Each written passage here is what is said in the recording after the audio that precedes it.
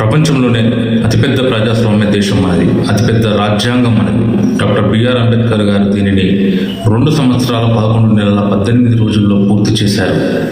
ఇందులో 448 articles, 12 schedules ఉన్నాయి. ఇందులో ఏముందో 95% మందికి తెలియదు. కానీ రాజ్యాంగం గురించి మాట్లాడతాం.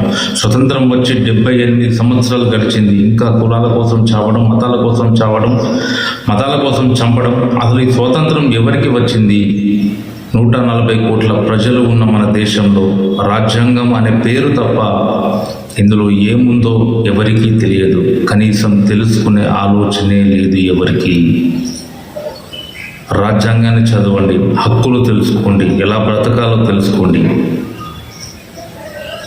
ఈ దేశంలో మత గ్రంథాలు చదవడం కంటే ఎక్కువ ముఖ్యమైనది రాజ్యాంగాన్ని తెలుసుకోవడం. అది మన హక్కు.